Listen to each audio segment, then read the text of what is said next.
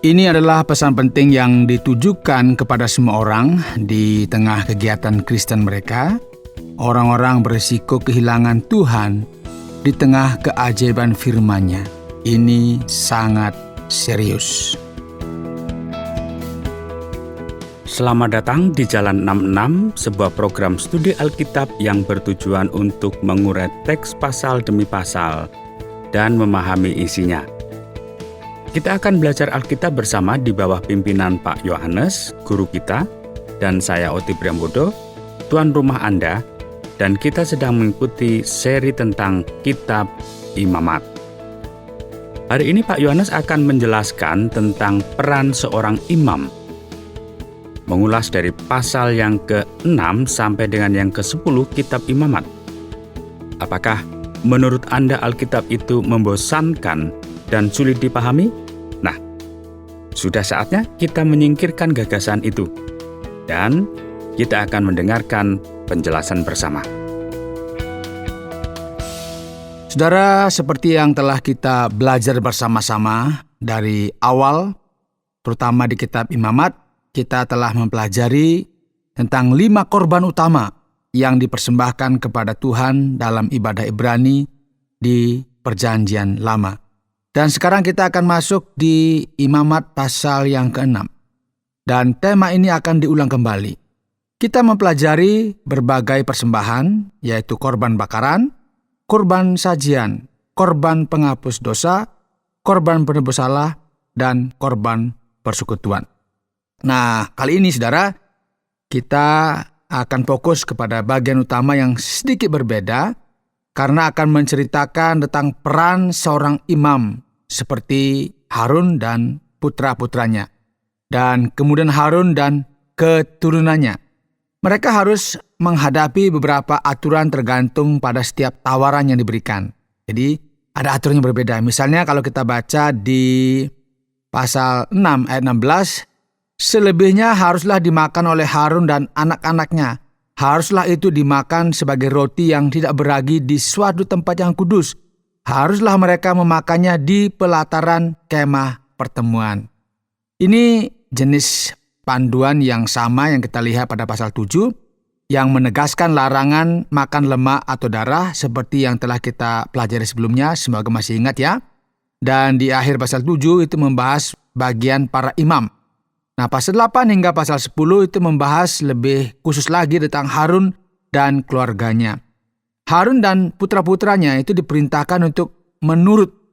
Kalau perhatikan dari ayat yang pertama, bawalah Harun dan putra-putranya.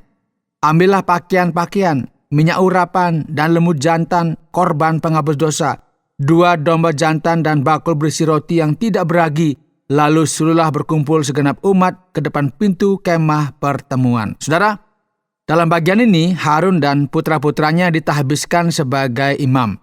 Dan di pasal 8 kita melihat ini dengan jelas. Dan kita lihat lagi dia mulai pelayanannya di pasal 9 dari kitab Imamat. Ini seperti berurutan begitu ya.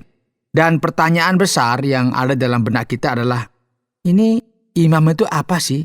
Nah, bagaimana seharusnya kita memahami mereka secara khusus dalam konteks Alkitab? Saudara, seorang imam, sosok yang pertama kali muncul dalam kitab Keluaran. Dan itu berkaitan dengan perannya sebagai perantara antara Tuhan dan manusia.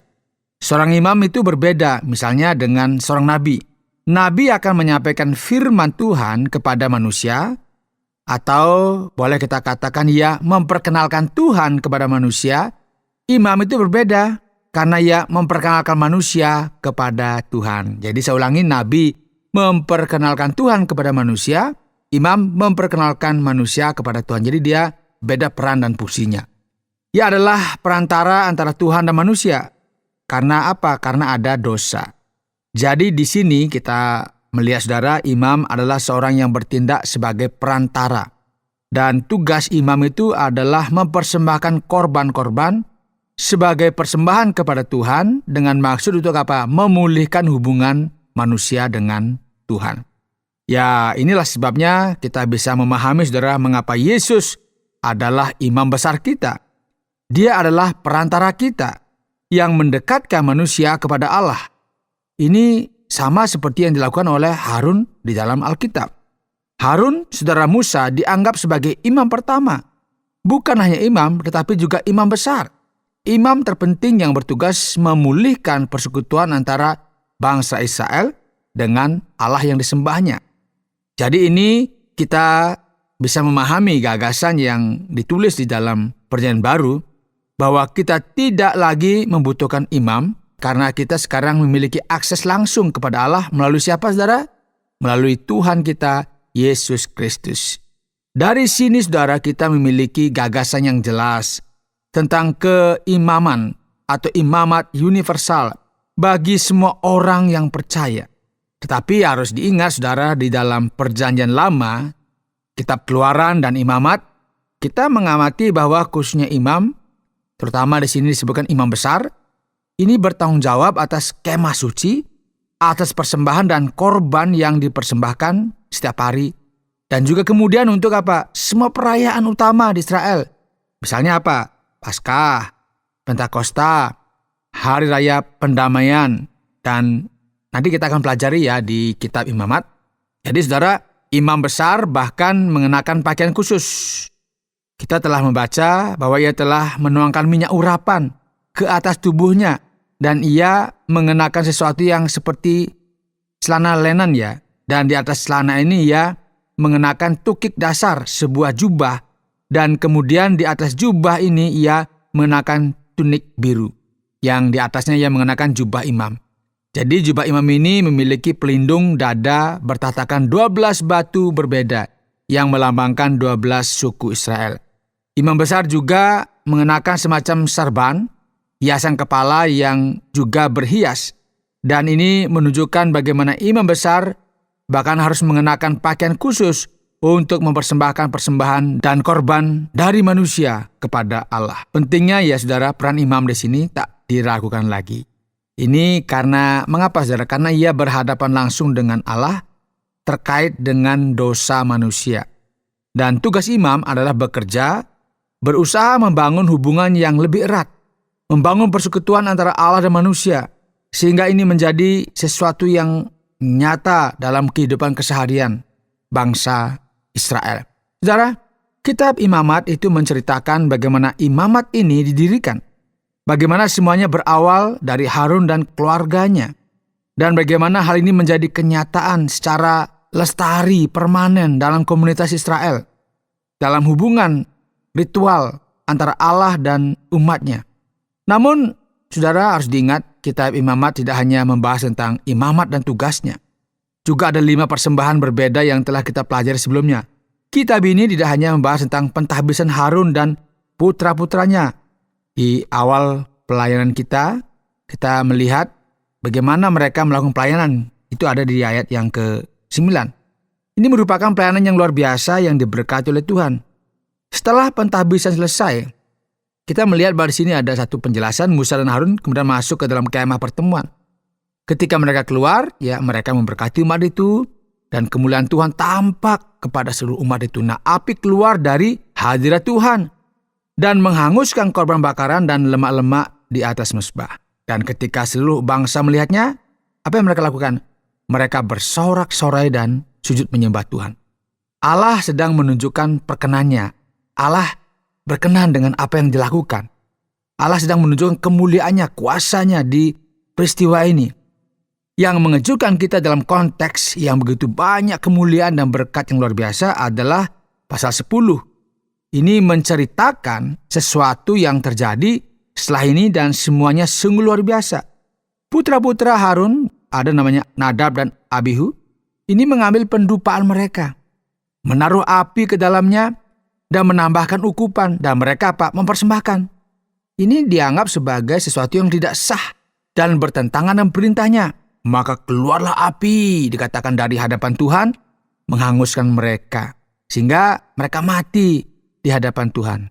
Ya, Musa yang melihat ini ngomong kepada Harun, beginilah firman Tuhan, di antara orang-orang yang datang mendekat kepada aku akan dinyatakan kudus. Di hadapan seluruh bangsa, aku akan dipermuliakan.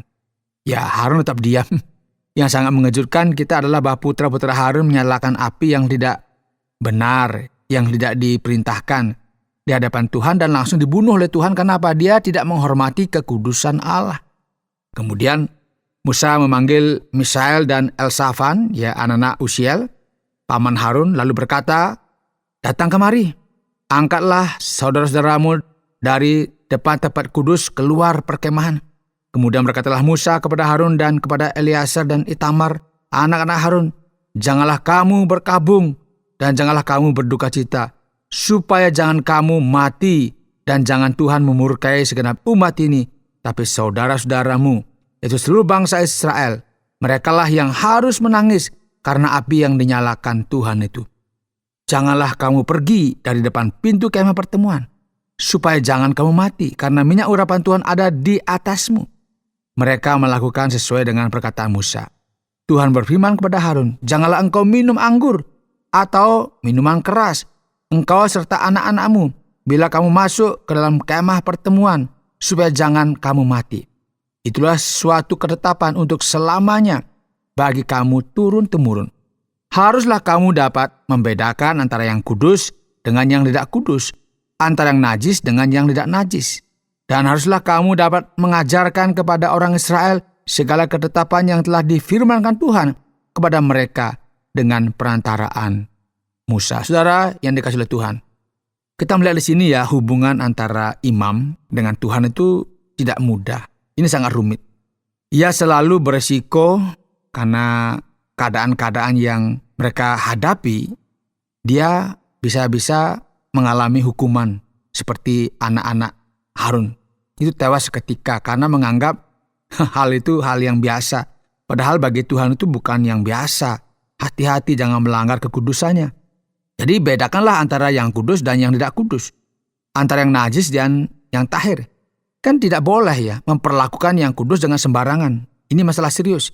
Inilah yang Tuhan firmankan. Maka pasal 10 akan diakhiri dengan pembahasan tentang hal ini, saudara.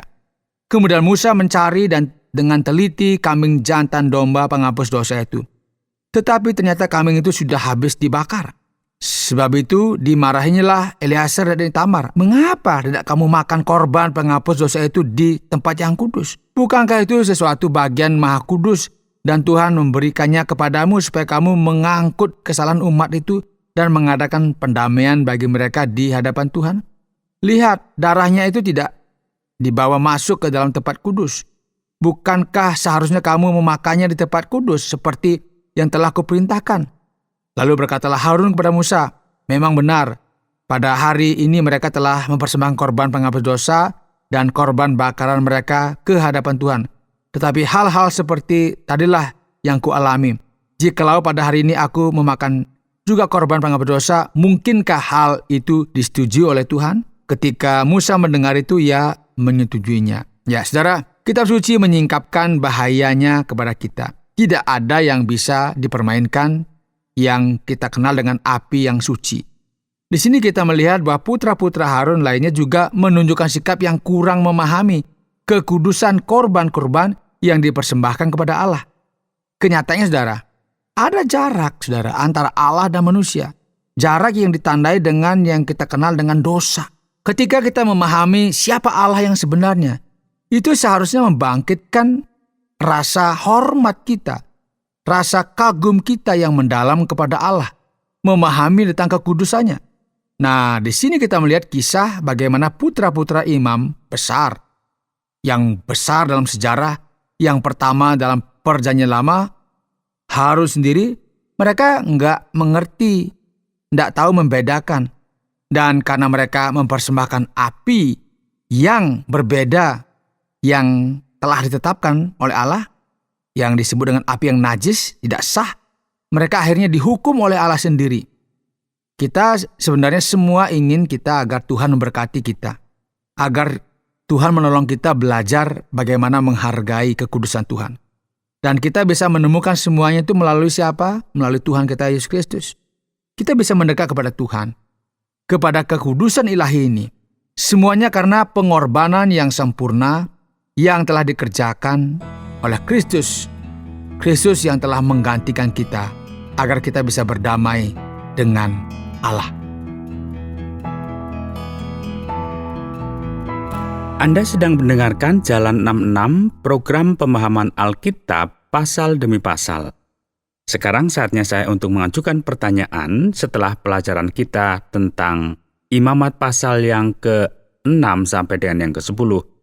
Kita coba lihat. Saat ini kita tidak lagi memiliki imam seperti di Perjanjian Lama. Jadi apakah pendeta itu seorang imam? Dan apa sebenarnya peran dari masing-masing imam saat ini, Pak Yohanes? Ya, ini pertanyaan penting karena banyak orang tampaknya belum memahami dengan benar apa sebenarnya arti seorang imam. Sebagaimana yang sudah dijelaskan, bahwa imam itu adalah perantara antara Allah dan manusia. Mereka membangun hubungan antara Allah dan manusia. Ketika Kristus datang ke bumi dan menjadi satu-satunya imam besar kita, sesungguhnya kita tidak lagi membutuhkan imam manusia. Seorang pendeta berbeda dengan pendeta di Perjanjian Lama. Ia tidak melakukan hal yang sama. Peran seorang pendeta sama sekali berbeda. Ia bertanggung jawab untuk mengajar, membimbing, melatih umat agar mereka dapat memenuhi apa yang menjadi kehendak Tuhan. Oleh sebab itu, kita tidak bisa mencampur adukan hal ini antara imam dan pendeta. Ya, banyak emang orang berpikir atau bahkan meminta pendeta untuk melakukan ritual tertentu atau menyampaikan doa khusus atau pemimpin agama lainnya misalnya. Tapi ia bukanlah seorang imam. Jadi kita melihat di sini gagasan utamanya adalah bahwa saat ini kita memiliki akses langsung kepada Tuhan. Jadi saya sebenarnya dianggap sebagai seorang imam dalam arti saya memiliki akses bebas kepada Tuhan. Jadi harus diingat saudara ya, tidak diperlukan perantara. Dalam perjanjian baru, kita tidak lagi memiliki imam manusia. Ini yang penting kita pahami, karena Kristus adalah imam besar yang sudah mewakili kita, yang sudah menebus kita, yang sudah menjadi perantara antara kita dan Allah. Benar, Pak Yohanes, dalam pelajaran yang kita dapatkan, kita mendengarkan tentang konflik besar. Masalah besar antara Nadab dan Abihu, dan api yang mereka persembahkan kepada Tuhan. Mengapa Tuhan begitu murka kepada mereka? Ya, tentu ini api yang tidak boleh sembarangan ya, yang harus dibawa ke dalam tempat di mana ada sesuatu yang harus dikerjakan secara kudus. Dan tentunya Tuhan murka di sini karena ada aturan-aturannya yang sudah rinci terkait dengan korban dan persembahan, serta tentang hubungan dengan hal-hal yang kudus. Ya, kita nggak tahu persis secara detail apa yang mereka lakukan. Api yang dinyalakan ini tidak sah. Itu adalah api, sebuah pengorbanan yang tidak mengikuti aturan dan anjuran yang telah diberikan oleh Tuhan, sehingga ini menunjukkan apa? Rasa tidak hormat dan kurangnya pertimbangan yang sangat detail dan baik terhadap Tuhan. Sebuah sikap yang saya sebut sebagai meremehkan Tuhan, karena Tuhan sudah menetapkan aturannya. Nah, ini sebabnya mereka dihukum dengan sangat berat. Nah, kesulitan yang kita hadapi adalah kita sering menganggap masalah kita dengan orang lain itu serius. Tapi masalah kita dengan Tuhan tidak apa-apa. Kita meremehkan hubungan kita dengan Tuhan, tapi kalau dengan orang lain, serius banget. Ya, Tuhan akan menyatakan kekudusannya. Namun Tuhan sedang berbicara kepada kita saat ini, Dia ingin hormati kekudusan Tuhan. Karena Tuhan itu tidak boleh dianggap kita ajak bermain-main begitu ya. Apalagi terkait dengan kekudusannya. Jadi karena semuanya bisa berakibat fatal. Wah, kita perhatikan di Imamat pasal yang ke-10 ayat yang ke-6. Tertulis, jangan biarkan rambutmu tak tersisir. Sementara versi lain mengatakan, jangan biarkan rambutmu tak tersisir. Apa maksudnya ini, Pak Yohanes? Ya, kitab suci membantu memahami hal ini karena kita bisa lihat ya. Jadi Musa berkata kepada Harun dan anak-anaknya yang masih hidup ya, ada Eliezer dan Itamar. Jadi jangan biarkan rambutmu terurai dan jangan merobek pakaianmu, nanti kamu mati. Mengapa ya? Karena mereka dilarang melakukan ritual apapun. Mereka hanya bisa berkabung. Kerabat dan bangsa Israel harus berduka atas mereka yang dibinasakan Allah dengan api. Jadi kita melihat di sini bahwa Allah lebih penting daripada manusia. Tidak menghormati dan menolak kekudusan ilahi dianggap sebagai dosa yang sangat berat. Dan mereka tidak diizinkan untuk menjalankan tradisi berkabung yang memang ada saat itu. Ketika seseorang berduka atas kematian seseorang dalam tradisi Ibrani, mereka sangat ekspresif. Dalam kasus beberapa orang, terutama mereka yang melakukan penyembahan kepada ilah-ilah, mereka itu sampai melukai diri mereka, menoreh-noreh begitu ya, mengacak-acak rambut, baju, sobek-sobek semuanya. Itu tanda mereka berduka. Namun perintahnya adalah pahamilah keseriusan hal ini. Kembalilah kepada Tuhan.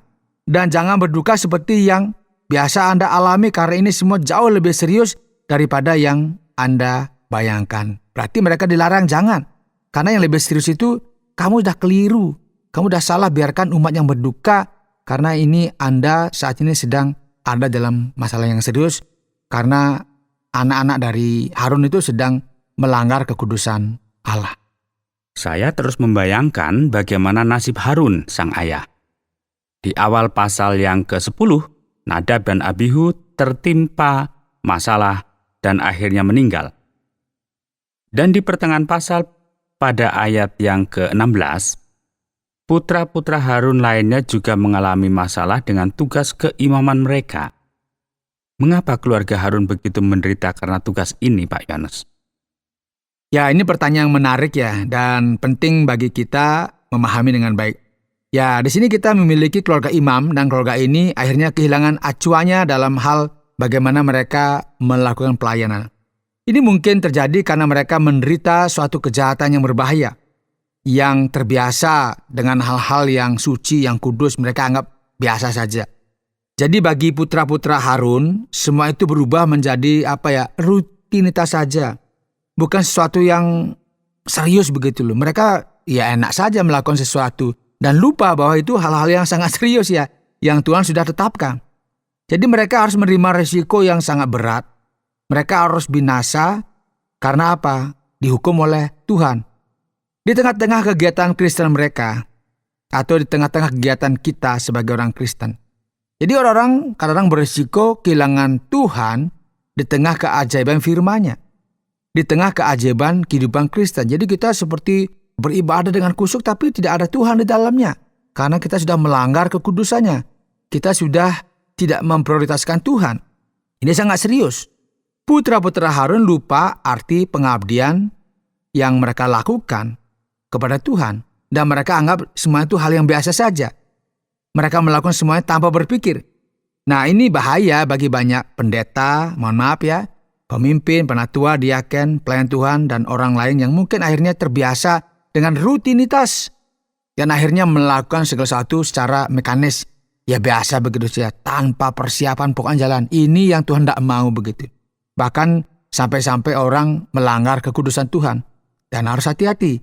Karena Tuhan selalu akan murka kepada orang-orang yang meremehkannya.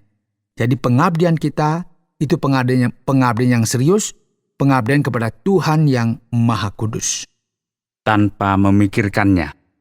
Ya, tepat sekali ya. Tanpa memikirkannya. Ini masalah utamanya. Ya, kita berisiko ya terbiasa dengan Alkitab, kidung pujian, ibadah gereja, udah biasa lah begitu. Akhirnya kita ya melakukan segala satunya dengan sikap yang kurang tepat. Dan ini harus kita jaga. Ingat, kita sedang menyembah Tuhan yang Maha Kuasa, Maha Kudus, dan tidak boleh kita meremehkannya. Atau dengan kata lain, apa yang terjadi dalam keluarga itu dapat terjadi juga pada keluarga manapun, bahkan keluarga saya juga. Tepat sekali ya, tepat Pak Oti. Kita harus waspada, jangan sampai kita dan keluarga juga menganggap sesuatu yang kudus kita anggap biasa saja, karena itu akan berdampak yang serius dalam kehidupan kita. Terima kasih atas penjelasannya Pak Yohanes. Berikut bagaimana kita bisa melihat kesimpulan akhir dari bahasan kali ini. Saudara, kita sudah mempelajari Imamat pasal 6 sampai dengan 10. Kita menemukan banyak hal penting ya dalam bagian ini. Dalam pasal-pasal yang membahas tema tidak ada permainan dengan api suci.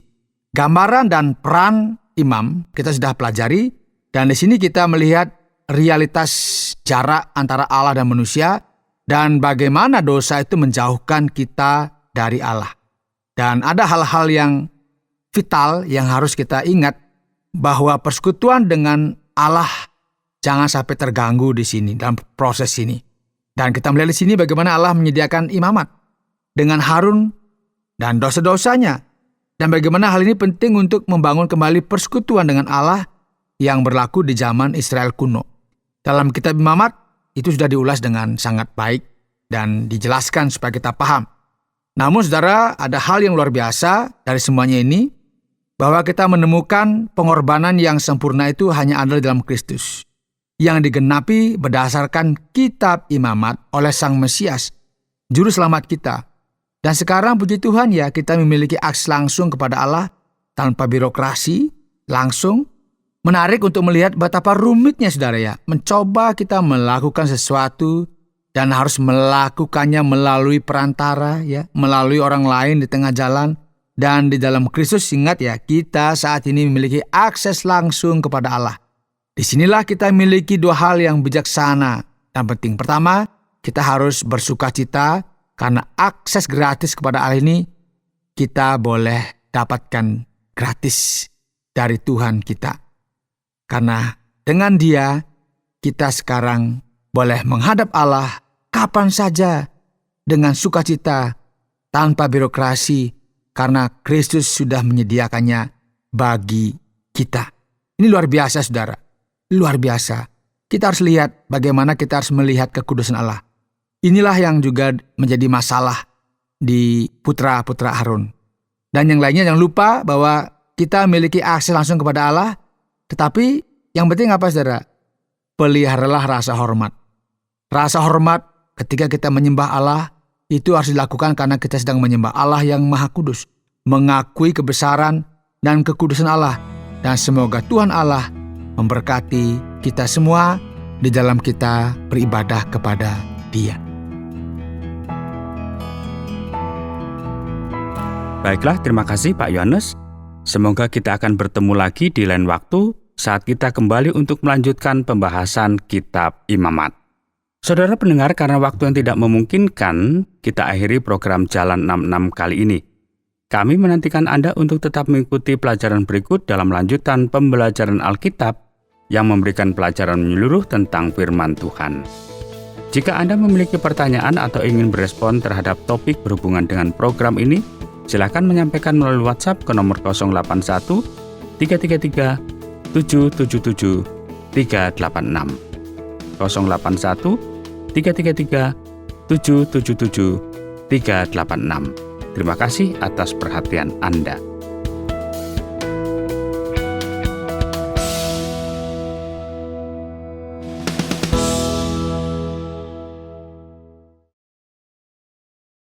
Terima kasih Anda sudah mengikuti program kami. Jika Anda diberkati, jangan lupa like, komen, dan share supaya Anda tidak ketinggalan setiap program terbaru kami. Jangan lupa juga untuk subscribe channelnya dan nyalakan loncengnya. Jika Anda ingin mendukung pelayanan kami, bisa melalui rekening kami berikut ini atau menghubungi kami di sini.